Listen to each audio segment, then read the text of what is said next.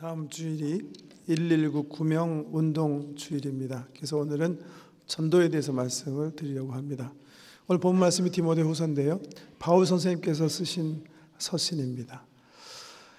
바울 선생님께서 이거 서신 쓰셨을 때 로마 감옥에 계셨어요. 바울의 삶을 보면 로마 감옥에 두 번 갇힙니다. 첫 번째는 사도행전 28장에 보면 예루살렘에 계시던 사도가 가이사랴 빌립보에서 한 1년 반 이태 동안 지하 감옥에 계시다가 배 타고 로마에 가시는데, 로마에 가는 동안에 엄청난 그 은총이 있어요. 그래서 들어가실 때는 죄수의 몸으로 끌려갔지만 거의 무슨 개선장군처럼 들어갑니다. 그래서 로마에 가셔서 비교적 자유스러운 가운데 이제 가택연금을 합니다. 자유롭게 복음을 증거하시는데요. 그 이후에 다시 풀려나세요. 그래서 소망하셨던 것처럼 그 당시 땅끝이라고 생각했던 서바나, 스페인까지 가서 복음을 전합니다. 그리고 다시 로마로 돌아오세요. 그리고 다시 잡히세요. 그게 주 67년경인데 이 당시는 이제 네로 황제, 코바디스의 나오는 왕이죠. 영화. 네로 황제가 아주 그냥 우리 기독교를 너무 많이 박해하던 그런 시절이었어요. 그래서 여러 성도와 함께 바울이 잡힙니다. 처음 잡혔을 때와 같지 않게 두 번째 잡혔을 때는 이제 몸에 쇠고랑 차시고 차가운 지하감방에 갇힙니다. 그리고 사형언도를 받아요. 사형선고를 받아요. 그래서 67년에 참수형을 당하죠. 목베임을 당해서 결국 바울이 죽습니다. 지금도 아마 로마에 가보면 이제 바울 기념교회 이런데 혹시 가보신 분 계실지 모르겠는데 저는 가보진 못했지만 이렇게 서적들을 보면 거기 이렇게 바울의 목 이렇게 잘라진 모습들이 이렇게 많이 볼 수 있는데요. 주후 67년 결국 네로 황제의 핍박에 의해서 정말 위대한 사도 바울이 먼저 하나님 나라 가게 되는데요. 오늘 본문 디모데후서는 이제 죽기 전에 마지막 바울이 쓴 유서예요. 그 유서를 누구에게 쓰시냐 하면 신앙 안에서 아들 된 디모데에게 쓰시는 거예요. 디모데는 지금 에베소에서 목회하고 있습니다. 우리 촌장님들이 오늘 벌써 10시 30분부터 교회 우리 소그룹 섬기시고 오셨는데요. 그런 사람이었어요. 디모데는 에베소에서 가정교회 목사였어요. 그런데 굉장히 많이 의기소침해 있는 거예요. 왜냐하면 네로의 핍박 때문에 많은 그리스도인들이 이미 죽었어요. 그리고 많은 사람들이 잡혀서 옥에 갇혀 있고 사형선고 당했어요. 그리고 많은 변절자가 있었습니다. 안 되겠다, 살아야 되겠다 하고 그리스도를 버리고 세상으로 나간 사람들이 여럿 있었습니다. 그러는 중에 드디어 자기의 신앙 안에서 아비처럼 생각하는 바울이 잡혔고 바울이 사형선고를 받은 거예요. 그래서 에베소에 남아있어서 디모데는 굉장히 의기소침한 가운데 있는 거예요. 바울이 이 사실을 알고 이 에베소에 있는 디모데를 격려하고 응원하기 위해서 쓴 편지가 바로 디모데후서입니다. 그래서 짤막한 4장밖에 안 되는 편지인데 그 처음에 보면 계속 격려하는 말로 디모데야, 예수 그리스도의 고난을 기억해라. 너는 예수 그리스도의 좋은 군사가 아니냐. 나와 함께 그 고난을 즐겨이 받아라. 그리고 법대로 경계해서 하나님께서 상 주시기 위해서 너 불렀으니까 경계하는 자 상 하나 받으니까 그 상급을 위해서 달려라. 격려하세요. 경건의 능력을 기억하고 경건한 삶에 힘써라. 세상 가짝하지 말아라. 이렇게 격려하시는 편지예요. 그런 중에 오늘 본문 말씀 4장 말씀은 우리 바울 선생의 유서 가운데 제일 마지막 부분이에요.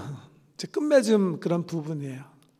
그런데 톤이 굉장히 다르죠. 그 전까지는 굉장히 권면하시는 말씀이었는데 이 4장 유서 마지막 부분에 와서는 아주 강한 어조로 명령으로 이 마지막 편지를 마감하세요. 이렇게 얘기하세요. 하나님 앞과 죽은 자와 산 자를 심판하러 오실 그리스도 예수 앞에서 내가 그의 나라와 그의 나타나심을 두고 네게 엄히 명령하노니 너는 말씀을 전파하라. 때를 얻든지 못 얻든지 항상 힘써라. 영어 성경에 보면요 이렇게 In the presence of God and Christ Jesus who will come to judge the living and the dead.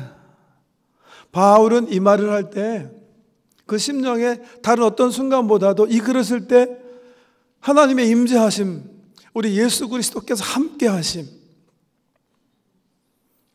그 하나님의 임재하심을 강하게 느꼈던 것 같아요. 그래서 주께서 보내신 사도의 입장에서 신앙 안에서 아들 된 디모데에게 엄격하게 명령하는 거예요. 뭐라고요? 너는 말씀을 전해라. 때를 어떤지 못 어떤지 항상 힘써라. 이렇게 차지하시는 거예요. 흡사하죠? 모랑. 우리 예수님도 그러셨잖아요.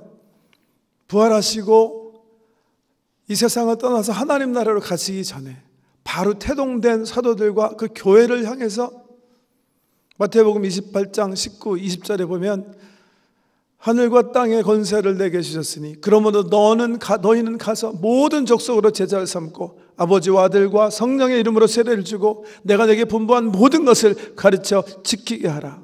볼지어다 내가 세상 끝날까지 너희와 항상 함께 있으리라.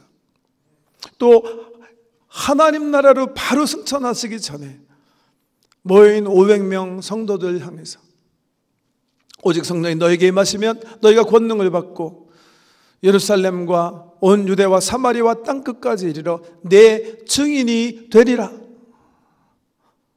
이 부탁하신 증인되라는 말씀, 전도하라는 말씀, 이 말씀은 바울도요 예수님의 가르침에 따라 맨 마지막 참수형 당하기 전에 에베소에서 목회하고 있는 이 디모데를 향해서 예수 그리스도의 이름으로 엄격한 명령으로 부탁하고 있는 것입니다. 언제 전하라고요? 때를 어떤지 못 어떤지 이렇게 부탁하셨어요. 때를 어떤지 못 어떤지. 저는 두 가지 의미가 있다고 생각해요. 첫 번째는 지금 하라는 거예요. 절대 미루지 말라는 거예요. 때를 어떤지 못 어떤지, 이때는 아니구나 그렇게 생각하지 말고 지금 현재 당장 하라는 거예요. 당장. 그 이유가 있어요. 그 이유가 뭐예요? 우리는 사실 언제 주님 앞에 서게 될지 모르는 삶을 살잖아요. 또 주님 언제 다시 오실지 모르는 그 종말론적인 삶을 살잖아요. 절대 미룰 수 없다는 거예요. 1871년 10월 8일 시카고 부흥 대집회가 있었어요. 강사가 그 유명한 D.L. 무디예요. 무디는 그 집회에도 벌써 시카고 통해서 많은 사람들을 전도하고 주님 품으로 인도하고 있었는데 그날 말씀을 준비하는데 보통 때같이 모인 군중들을 향해서 여러분 예수 선택하십시오. 지금이 기회입니다. 그 말을 전하고 싶었는데 성령의 감동이 없었어요. 그래서 무디가 그 말을 보류해요. 그날 집회 끝을 어떻게 맺냐 하면 여러분 제가 일주일 기회를 드릴 테니까 집에 가서 제가 한 말 생각해 보시고 특별히 오늘 본문 말씀 선택에 관한 말씀 생각해 보시고 다음 주일에 오셔서 정말 여러분의 결정을 하나님께 말씀하십시오. 이렇게 끝을 맺어요. 그런데 여러분 그날 밤에 그 역사적으로 유명한 시카고 대화재가 발생하는 거예요. 그래서 수천 명이 미국 역사 없었던 그 화재로 인해서 사람이 죽어요.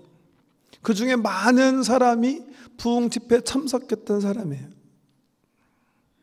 그래서 무디가 그렇게 결심이 되죠. Never again. 다시는 내가 미루지 않겠다. 복음을 전하는 일을. 지난 주 초에 중북미를 허리케인이 강타했어요. 샌디라고 사람들이 이름을 붙였는데 굉장히 그 샌디를 우리가 얕잡아 봤기 때문에 특별히 미국 북미에서 좀 얕잡아 본 게 문제라 그랬죠. 뉴저지와 뉴욕에 엄청난 피해를 입혔습니다. 근데 그분들도 우리 토론토에 사는 사람처럼 그렇게 생각하고 살았대요. 우리는 지진 안 맞는다. 우리는 허리케인 안 온다. 온 적 없고 다 피해갔으니까 우리는 안 올 것이다. 그게 실질적인 화를 불러일으켰다 그러죠. 그래서 뉴욕, 뉴저지, 스테이튼 아일랜드에 큰 막 바닷물이 치고 들어올라 바람이 그냥 바닷물을 끌고 올라와가지고 113명이 미국에서 죽고, 사실 근데 미국만 피해 있는 게 아닙니다. 미국이 많이 취재했을 뿐이지 그 피해가 중남미에 사실은 더 커요. 그래서 2년 전에 지진이 일어난 헤이티나 도미니칸 리퍼블릭이나 큐바나 여기서도 많은 사상자를 냈고요. 그분들이 가지고 있는 집이 형편없기 때문에 뉴욕보다 훨씬 많은 집도 있고 20만 채 이상이 파괴됐다 그러잖아요, 이번에. 그래서 피해액이 500억 불 정도 된다고 그러고요. 총 185명이 사망한 아주 그냥 센 폭풍이었는데요. 여러분, 저는 이 폭풍을 우리 본문 앞에 생각하면서 그런 생각을 했어요. 이 185명 가족 식구를 잃은 사람들 가운데 우리 크리스천들이 있었다면 그분들의 마음이 어떨까? 그분들 가운데 먼저 간 내 아이, 내 남편, 내 아내, 내 부모님 가운데 특별히 믿지 않는 형제 자매가 있었더라면 지금 남아있는 사람들의 심정이 어떨까? 여러분, 우리는 언제 주님 앞에 서게 될지 몰라요. 갑자기 건강하던 사람이 병원에 가서 사형선고 받고 며칠 안에 떠날 수 있고요. 또 사고를 당해서 갑자기 하나님 앞에 불려갈 수 있어요. 그렇기 때문에 얘기하는 거예요. 때를 어떤지 못 왔든지, 때를 어떤지 못 왔든지, 내일 절대로 미룰 수 없는 그런 일이다, 전도는. 그렇게 얘기하고 계시고요. 두 번째는 때를 어떤지 못 왔든지의 의미는 지금 내가 전도하려는 사람이 내 초청을 받아들이든지 않든지예요. 내가 전도하는 기회를 순전히 얻든지 그렇지 못하든지. 비전도자의 입장에서 보면 거부할 수 있어요. 그렇지만 나는 그래도 전화하라는 거예요. 강권하라는 거예요. 왜? 너무 중요하기 때문에. 우리에게 맡겨주신 사명이 한 사람을 살리고 죽이는 중차지 않은 일이기 때문에 그 사람의 반응에 상관없이 그 사람이 나에게 환영하는 때를 마련해 주든지 그러지 않든지 상관없이 그분은 강권하라는 거예요. 여러분, 지금 내 아이가 병에 걸려서 지금 죽어가고 있어요. 아니 뭐 죽지 않, 병에 걸렸어요. 오케이. 의사한테 가서 약 받아서 약을 먹여야 되는데 약 있으니까 아이가 안 먹으려고 그래요. 그럼 부모들은 우리가 먹지 말아라 그럽니까? 그렇지 않죠? 다 경험해 보셨죠? 아내랑 짜고 아이 뒤에서 탁 이게 탁 하고 못 움직이게. 그다음에 어떻게 해요? 아가리 벌려라 그러면 열리고, 그 다음에 안 먹으면 코 잡고 강제로 먹이잖아요. 왜? 살아야 되니까, 병 나야 되니까, 안 먹으면 계속 아플 거니까. 마찬가지입니다, 여러분. 어떤 여인이 지금 물에 빠져 죽고 있어요. 신사가 길을 가다가 이 숙녀가 빠지셨는데 이게 손을 잡고 끌어야 되는데 손이 안 잡혀요. 그러면 죄송합니다 하고 지나갑니까?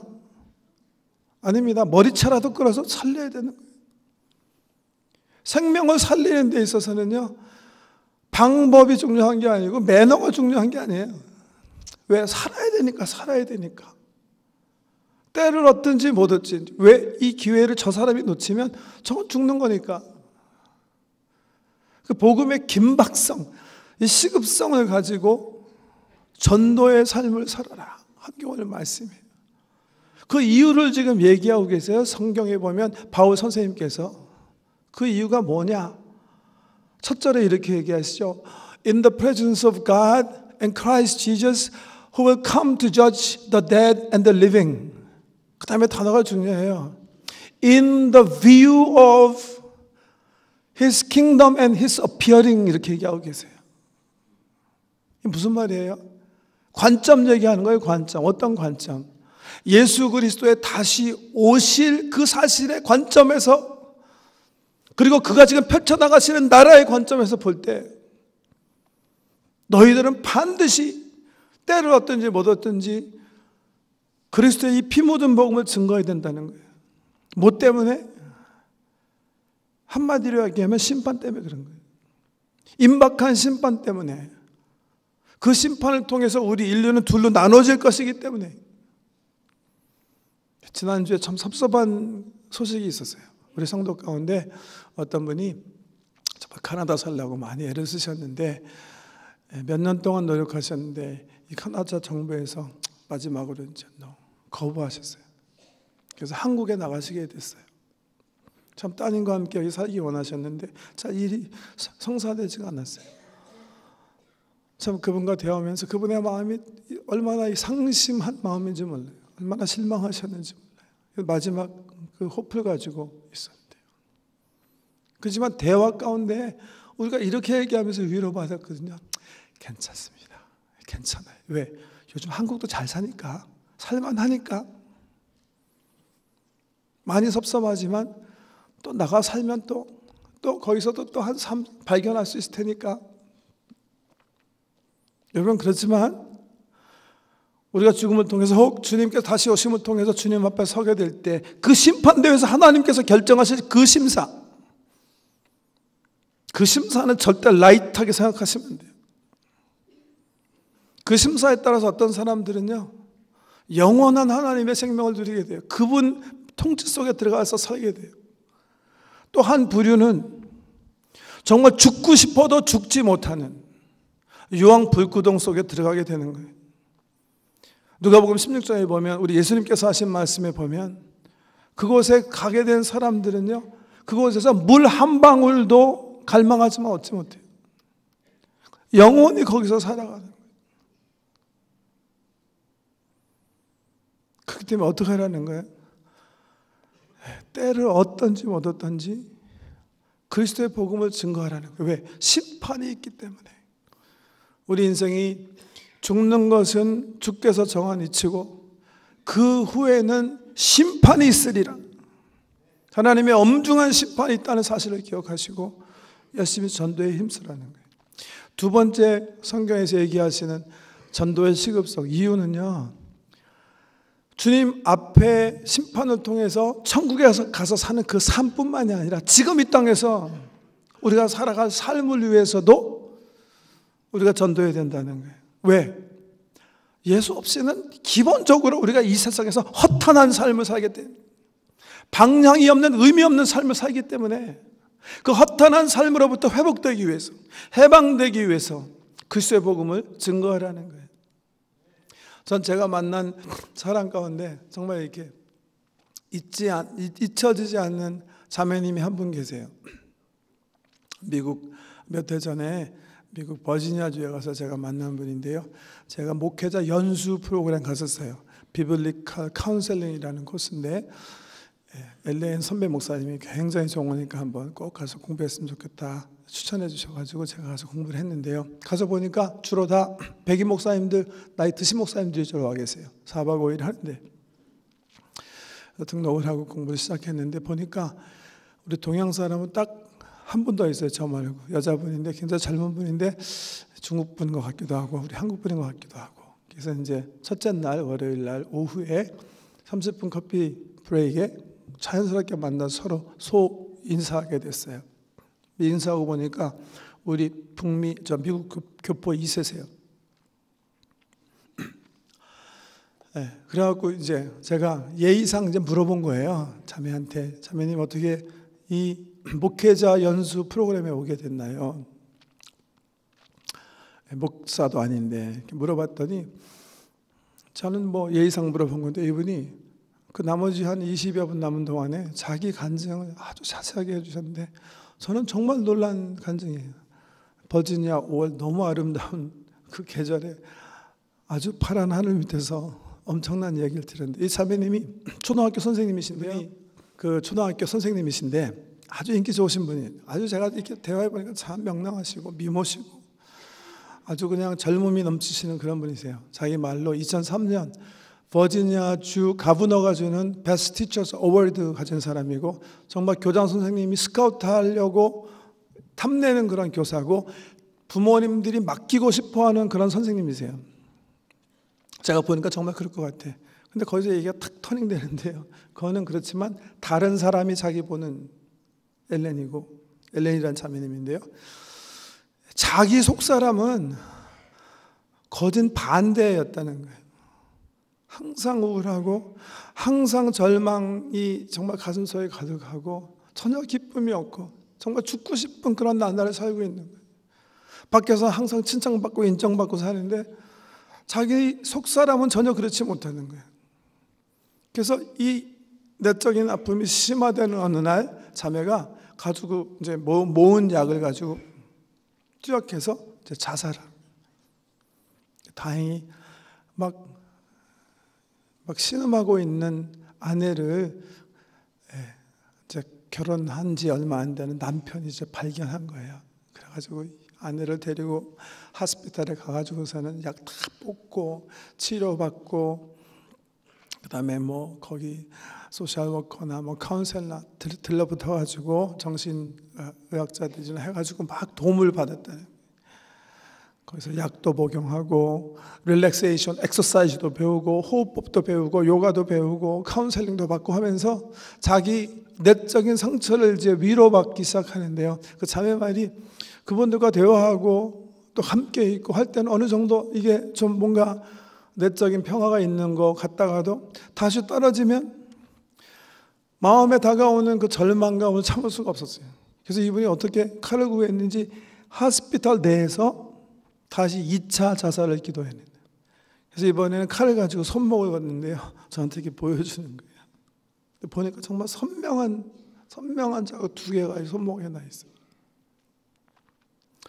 그런데 다행히 또 간호사가 이 자매를 발견한 거예요. 피 흘리는 자매를.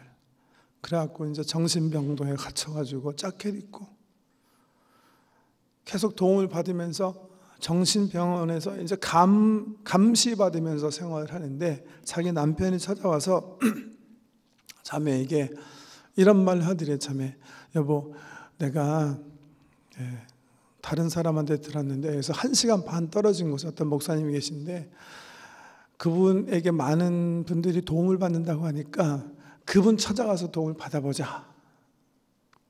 자매는 사실 그 마음, 그 말, 그 제안이 달갑지 않았지만 자기가 이미 남편한테 너무나 많이 상처를 줬고 너무나 미안한 상황에서 남편이 그랬기 때문에 그 청을 그냥 받았대요.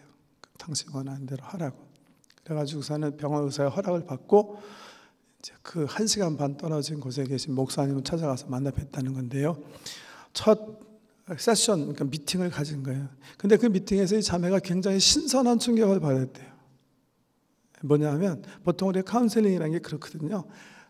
보통 그 자매님이 이제 만나서 알게 되면 되게 통성명하고 좀 관계가 형성이 되면 대부분의 경우가 이제 과거에 어떤 경험을 하셨는가 이제 살펴보게 됩니다. 옳은 거고 올바른 수순이죠. 혹이 자매, 뭐 예를 들면 자매 같은 경우에 굉장히 막 역학적인 가정에서 자라지 않았는지, 디스펑셔널한, 그러니까 예를 들면 막 부모님들이 막 그냥 싸움하고 난리치고 막 소리치고 항상 구박받고 이런 환경에 자라지 않았는지, 학대받지 않았는지, 또 여자분들 같은 경우에 성적으로 유린당한 적이 없는지, 뭐 이런 과거에 일어난 경험들, 왜 그런 것들이 보면 우리 심리학적으로 보면 우리 영혼 속에, 우리 무의식 속에 이렇게 들어가 있어갖고 상처가 잘 아물지 않으면 삐져나와가지고서는 우리 삶을 망치거든요. 대부분 그렇게 하시는데 목사님이 자기 마음의 상처, 어두움에 대한 그런 그것을 다 들으시더니 목사님이 그냥 이렇게 보시면서 그렇게 얘기하시더래요. 엘렌 자매가 그런 절망감을 느끼고 이렇게 우울감 속에 사는 이유는 다른 데 있는 게 아니라 엘렌 자매의 심령이 만물보다 부패했기 때문입니다. 그렇게.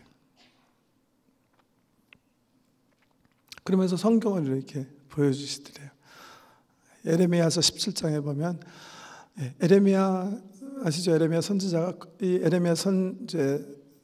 에레미야서 보면 그 고민하는 거예요. 왜 이스라엘 백성을 하나님께서 특별히 빼서 하나님 백성으로 삼으셔서 하나님 알게 하시고 율법 주시고 정말 닭이 알을 품는 것처럼 품으셨는데 이 백성이 하나님 섬기지 않고 악을 행하고 우상 섬기고 왜 그럴까? 왜 우리는 이럴까? 에레미야가 고민하는 가운데 주의 음성이, 하나님의 음성이 들려오는 거예요. 만물 보다 심히 부패한 것이 사람의 마음일진데 그 사실을 누가 알았으리요 하는 하나님의 음성인데요. 그 성경 말씀을 펴보시면서 엘렌한테 그러시더래요. 자매가 많이 고생하는 이유는 다른 데 있는 게 아니라 자매 마음이 부패했기 때문입니다. 근데 이 말이 자매한테 굉장히 신선하게 다가온 거예요. 왜냐하면 이 자매 말이 자기는 그런 말 들은 적이 없대요. 세상에 태어나서. 다 반대말만 들었대요. 엘렌, 너무 예뻐. 엘렌, 네가 춤춰주니까 나는 너무 행복해. 엘렌, 너는 우리의 자랑이야. 엘렌, 너 때문에 난 너무 행복해. 이런 말만 쭉 들어왔대요. 근데 성경에 쓰여진 자기에 대한 어떤 하나님의 선언, 이 말씀 앞에서 이 자매가 신선한 충격을 얻어요. 그래서 그게 계기가 돼서 이제 성경을 배우기 시작한 거예요. 멀리 떨어져 있지만 1시간 반 동안 다 기대하는 마음으로 달려가고 말씀 안에서 깨닫는 사실 때문에 가슴이 아파서 올 때는 회개하면서 울면서 돌아오고, 그렇게 해서 일주일에 한 번씩 왔다 갔다 하는 동안 3개월, 4개월 지났는데 자기가 자신을 살펴보니까, 자기 영혼을 들여다보니까 이전에 알지 못하는 샘솟는 기쁨이, 새로운 평화가 자기 영혼 속에 깃들기 시작하는, 혼자 있을 때 그렇게 우울하고 절망감 속에 빠져 있었는데 자기도 모르게 웃음이 나오고 기쁨이 영혼 속에서 샘솟듯 피어오르는 거예요. 점점 회복되기 시작한 거예요, 이 자매님이. 그리고 넷치제잖아요, 넷치제. 이 자매의 소문이 네트를 타고 퍼지기 시작하니까 순식간에 인터넷에 들어오는 거예요. 엘렌, 나도 너랑 같아. 나를 도와줘. 이 자매님은 이 도움을 많이 받았지만 남 도와주는 거는 배우지 못했기 때문에 내가 이 공부를 하러 오게 목사님 이제 추천으로 공부하러 와게 됐습니다. 제가 너무 궁금해서 막 급박한 시간이니까 막 물어봤어요. 자매 도무지 이게 성경 공부를 통해서 뭐를 깨달아서 어떻게 참 자유함을 누리게 됐는가? 한번 그 이그젬플 한번 얘기해봐라. 그렇게 했더니 자매가 이래요. 자기는 어렸을 때 자매 표현으로 people pleaser였대요. 사람을 즐겁게 하는 역할을 늘 하면서 살았대요. 자기가 어렸을 때 엄마가 이제 발레하고 발레 보여주면 사람들이 너무 예뻐, 너무 예뻐. 또 막 피아노 치면 야, 너무 똑똑해.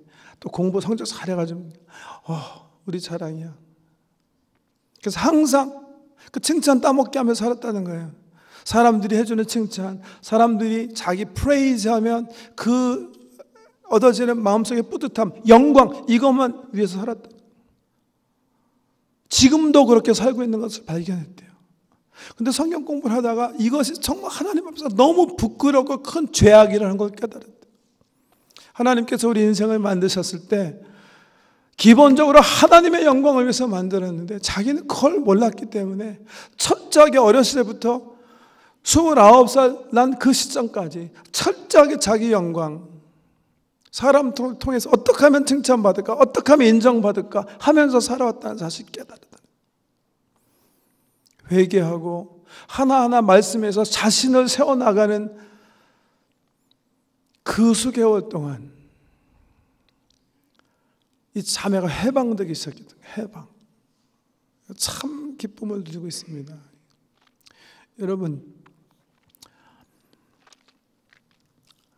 옷 멀쩡하게 입고 좋은 학교에서 공부했다고 해서 모든 인생이 기쁨과 평강과 의미로 차고 있다고 착각하시면 안 됩니다.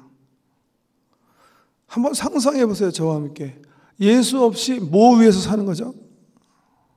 예수 없는 사람들의 삶의 목적이 뭐죠? 그분들의 가치관은 뭘까요? 성경이 그래서 얘기하고 있는 거예요. 허탄한 삶을 산다는 거예요. 본문 말씀에 얘기하시죠. 때가 이르리니 사람이 바울은 교훈을 받지 아니하며 귀가 가려워서 자기의 사욕을 따를 스승을 많이 두고 또 그 귀를 진리에서 돌이켜 허탄한 이야기를 따르리라. 붙잡고 살아봤자 아무 의미가 없는 허망한 가운데 빠질 수 없는 것들, 눈에 보이는 것들 붙잡고 헤매다가 그냥 죽어버린다는 거예요. 그런데 그러지 않을 수 있잖아요. 어떻게 하면? 예수를 만나면, 예수의 말씀을 붙잡으면, 성령의 은총을 덧입으면 어떻게 살아야 될 줄 알잖아요. 무엇을 위해 살아야 될 줄 알잖아요. 어떤 삶을 오늘 살아야 될 줄 알잖아요. 그렇기 때문에 어떻게 해라? 복음을 증거하라 이거예요. 복음을 증거해라. 왜? 사도행전에 보면 하나님께서 예수 외에 천상 천하에 예수 외에 다른 길, 다른 구원의 길, 다른 방법을 주신 적이 없기 때문이다. 그렇게 성경은 얘기하시는 거예요. 여러분, 그런 귀한 복음을 우리가 가지고 있는 거예요. 그거 어떻게 해야 돼요? 전도해야 돼요. 나눠야 돼요. 왜? 사람을 살려야 되니까. 그러니까 바울이 명령하는 거예요. 예수님의 이름으로 너희는 때를 얻든지 못 얻든지 항상 말씀을 증거하고 전도하고 전도의 책무를 다해라. 제가 여러분에게 오늘 그냥 여기 500여 명에게 100불짜리 10장씩 이렇게 나눠주고, 여러분 영과 핀치 스틸 사이에 댕기면서 한국 사람 만나면 나눠주세요. 그럼 여러분 만면에 미소를 띠고 나눠주지 않겠습니까? 가서. 근데 왜 복음은 안 하세요? 우리 복음이 100불 가치도 없나요? 아직 가치를 모르시나요? 죽고 살리는 유일한 길이 우리 손에 있는 거예요. 그 복음을 전하지 않으면 우리 주변의 사람은 죽는 거예요. 그래서 때를 얻든지 못 얻든지. 두 가지 말씀 던지고 마치겠는데요. 첫째, 저는 그렇게 생각해요. 여러분 가족은 여러분이 책임지세요. 누가 해주겠지 그런 생각하지 마세요. 여러분의 부모님이 되셨던, 여러분 아내나 남편이 됐던, 여러분의 형제 자매가 됐던, 여러분의 자녀가 됐던, that's your responsibility. 내 자녀가, 우리 세상 끝이 어디죠? 오스트레일리아, 카나다에서 보면 오스트레일리아, 멜번에 살아도 거기 살더라도 가서 전도하세요. 왜? 그건 여러분 책임이세요. 절대 딴 사람한테 믿지 마세요. 내 가정은 무조건 내 책임이라고 생각하고 기도하시고, 우리 부모님들이 자녀들 전도 못하는 이유 중에 제가 목회자로 살펴보면 가장 중요한 이유는 우리 부모님들의 삶이 복음이 아니기 때문에 그래요. 변하십시오. 변하셔야 됩니다. 자녀들에게 복음을 전하기 위해서 내 삶을 변화시키시오. 그 상태 가지고는 안 됩니다. 변화되실 건 변하셔야 돼요. 그렇게 목소리에 잔뜩 화를 가지고 아이에게 복음을 증거할 수는 없거든요. 내가 먼저 온전한 삶으로 아이들에게 전도할 수 있도록 변화될 건 변화해야 돼요. 어떤 수를 써서라도 우리 아이들이 어디에 있든지, 우리 부모님이 어디 계시든지, 내 형제들이 어디에 있든지 나는 그분들과 함께 천국 간다 하는 마음의 작정을 하시고 기도하시고, 내가 변해야 될 부분이 있으면 변해야 돼. 내 희생이 될 걸 치러야 될 걸 치러야 돼요. 예수님께서 복음 전하시기 위해서 인카네이트, 육화되신 것처럼 우리가 함께하는 생활을 하셔야 되는 게 우리 기본적인 책임이에요. 근데 거기서만 머무르면 어떻게 되죠? 하나님의 나라는 확장되지 않는 거예요. 우리 가정 구원 외에 책임져야 될 게 저는 한 가지 확실하게 있다, 그렇게 생각해요. 그게 우리 119 구명운동의 핵심 사상이에요. 사상 뭐예요? 최소한도 한 가정, 한 사람, 믿지 않는, 아직 하나님 통치 속에 들어가지 않은 한 분, 이 한 가정, 한 사람을 우리가 책임지고 가자는 거예요. 그래서 주님 앞에 가게 될 때 우리 가정만 가는 게 아니라 우리 가정 외에 한 가정 혹은 한 분, 우리 가정 모든 식구들이 한 분은 모시고 가자. 바울은 교회를 막 그 소아시아 다니면서 세운 교회들을 앞장 세우고 간댔는데, 우리 성도들은 한 사람이라도, 한 가정이라도 모시고 가야 되지 않겠는가.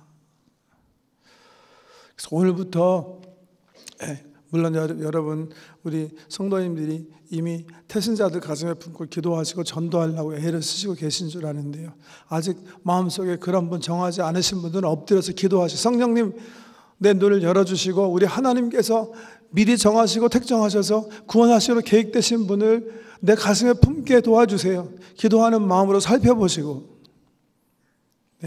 내가 그 가정 그 사람이랑 꼭 같이 가야 되겠다 결단하시고, 우리 다음 주에 119 구명운동이니까 종이에다 써서 주시면 저희 목회자들도 또 우리 기도하는 중보기도 팀에서도 기도하시겠지만, 특별히 우리 촌별로 촌장님들에게 우리 초원원들이 가지고 기도하시는 우리 태신자들의 명단이 이제 전달될 거예요. 지난해 어떤 연유로인지 모르겠는데 그게 제대로 안 됐다는 것을 우리가 어저께 발견했는데요, 예년과 마찬가지로 우리가 촌장님들에게 태신자들, 우리 촌원이 가지고 있는 품고 기도하는 사람들의 이름, 인포를 드릴 거예요. 그래서 촌의 귀중한 사역 중에 하나는 그분들 전도하는 거예요. 그분들 같이 품고 기도하는 거예요. 전도는 근데 기도랑 품는 거로만 되지 않잖아요. 어떻게 해야 돼요? 접촉이 필요하잖아요. 접촉.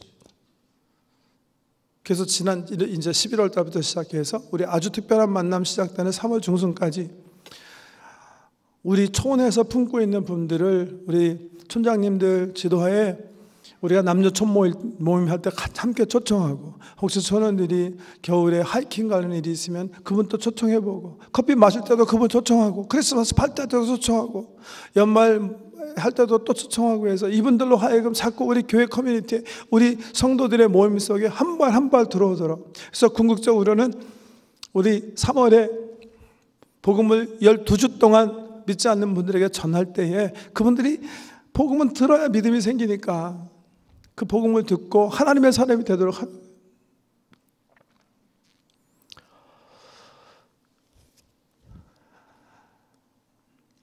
하나님 앞과 살아있는 자와 죽은 자를 심판하실 그리스도 예수 앞에서 그가 나타나실 것과 그의 나라를 두고 너에게 엄히 명령하노니 너는 말씀을 전파하라.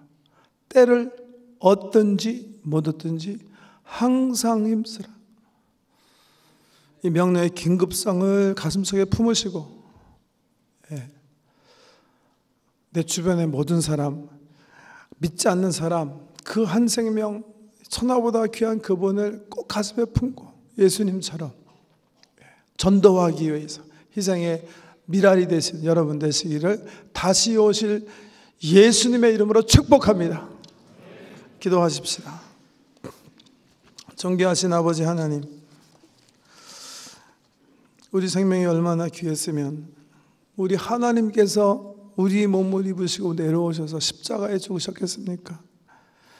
그 거룩한 사랑을 받은 우리, 그 사랑 받으면 살 수 있는 우리 주변의 사람들을 우리 예수님의 심령으로 불쌍한 마음으로, 불쌍한 눈으로 바라볼 수 있도록 도와주시고, 한 영혼 꼭, 한 가정 꼭 내 가슴에 품어 정말 영적인 그 품과 진통을 통해서 생산하게 하시고 함께 천국 가는 귀한 축복을 누리게 해 주시옵소서. 특별히 우리 가운데 가족 식구들이 아직 하나님 통치 속에 있지 않기 때문에 두렵고 떨리는 마음으로 기도하시는 분들이 계십니다. 어떻게 하면 정말 주 예수를 믿으라, 그리하면 너와 내 집이 구원 얻겠다 하시는 약속의 말씀을 그 가정이 누릴 수 있는지, 어떤 부분을 주께서 새롭게 하시길 원하시는지 우리 성령님 인도해 주셔서 우리 기도하시는 성도 가운데 한 사람도, 우리 부모님들이, 내 사랑하는 아내와 남편이, 내 형제들이, 그리고 내 자녀들이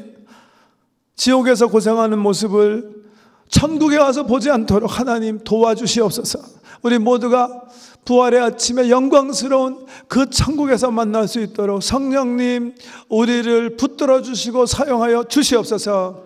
예수님 이름으로 기도드립니다.